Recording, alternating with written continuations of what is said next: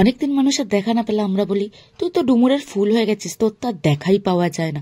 এখন আর ডুমুরের ফুল বলতে হবে না, এখন বলতে হবে যে কি রে তোর, তুই তো ডুমুর হয়ে গেছিস, তোর তো পাত্তাই পাওয়া যায় না। কেন আজকাল ডুমুরের ফুলের মতো ডুমুরেরও পাত্তা পাওয়া যায় না।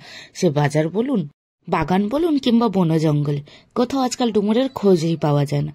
এই যে ডুমুরটা কাটা হচ্ছে, এই ডুমুরটাকে কিন্তু আমরা নদিয়া দিয়ে আমার মামা বাড়ি থেকে নিয়ে এসেছি। ওখানেও কিন্তু পাত্তা পাওয়াই যাচ্ছিল না, ভুল করে আমার মা কোথা দিয়ে চোখে পড়েছে। আর আমার মা বলে যে ওখানে তো ডুমুর পাওয়া যায় না, এই ডুমুর কটাই নিয়ে যাই। আবার কি মানে বেশিও হবে না, এক মুঠো ডুমুর। তো চলুন, এই ডুমুর দিয়ে মাছকে রান্না করছে আমার দিদা, মায়ের জন্য রান্না করতো ছোট মাছ দিয়ে। তো আজকের ভিডিওটা শুরু করা যাক। হ্যালো বন্ধুরা, কেমন আছো তোমরা? নিয়ে চলেছি নতুন একটা ভিডিও। তো আজকের ভিডিও হচ্ছে ডুমুর দিয়ে ছোট মাছের তরকারি। তো কিভাবে করা হচ্ছে দেখতে থাকুন। এদিকে কিন্তু ছোট মাছগুলোকে ভালো করে কেটে ধুয়ে নেওয়া হয়েছে, আর এদিকে কিন্তু কাটা হচ্ছে ডুমুর। আচ্ছা, এমন কে কে আছেন যারা জানতেন না যে ডুমুরের খালি খোসা নেয়, ডুমুরের ফলটা না? যখন মা ডুমুর কাটছে আমি মাকে বলছি তুমি খোসাটা কেন নিচ্ছ, খোসাটা ফেলে দাও। মা বলে যে না, ডুমুরের খোসাটাই নয়, ফলটা নেয় না। আমি তো শুনে অবাক, একেই তো এই ডুমুর খুঁজে পাওয়া যাচ্ছে না, তার উপরে খালি খোসা নিচ্ছে, ফলটা নিচ্ছে না, তো কি হচ্ছে কি জানি। তো এইদিকে ডুমুরটাও কিন্তু মা ভালো করে কেটে নিয়েছে, আর মাছগুলো কিন্তু ভালো করে নুন হলুদ মাখিয়ে কড়া করে ভেজে নেওয়া হয়েছে।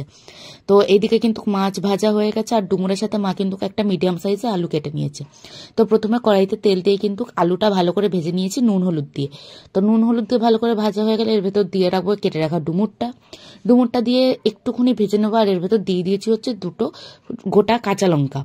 তো কাঁচা লঙ্কা দেওয়ার পর এর ভেতর ভালো করে একটু ভেজে নিয়ে এর ভেতর দিয়ে দিয়েছি মশলা রয়েছে আদা রসুন পেঁয়াজ আর দুটো শুকনো লঙ্কা বাটা। মশলা দিয়ে কিন্তু ডুমুর আর আলুটাকে ওখানটায় ভালো করে কষাচ্ছি। এবার যে বাটিতে মশলাটা ছিল সেই বাটিতে একটু পরিমাণ জল নিয়েছি, এতে দিয়েছি হচ্ছে নুন হলুদ জিরের গুঁড়ো ধনের গুঁড়ো।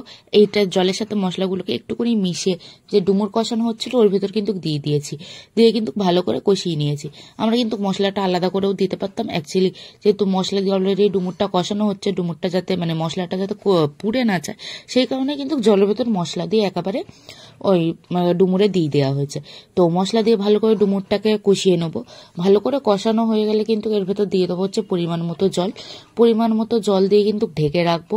যখন আলু ডুমুর দুটোই ভালো করে সিদ্ধ হয়ে যাবে তখন এর ভেতর দিয়ে দেবো হচ্ছে আগে থেকে ভেজে রাখা মাছ দিয়ে কিন্তু 1-2 মিনিট ফুটিয়ে নিলেই আমাদের ডুমুর দিয়ে রান্না তৈরি হয়ে যাবে।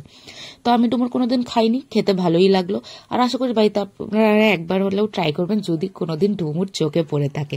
আজকের জন্য এটুকুই, দেখা হবে নতুন একটা ভিডিও। আর ভিডিওটা ভালো লেগে থাকলে ভিডিওতে লাইক কমেন্ট শেয়ার করতে ভুলবেন না, আর চ্যানেল নতুন হয় চ্যানেলটিকে অবশ্যই সাবস্ক্রাইব করে আমাদের পাশে থাকবেন। দেখা হবে নতুন একটা ভিডিও, ততক্ষণের জন্য বাই। আর ডুমুর হবেন না কিন্তু, চ্যানেলটাকে সাবস্ক্রাইব করে যাবেন।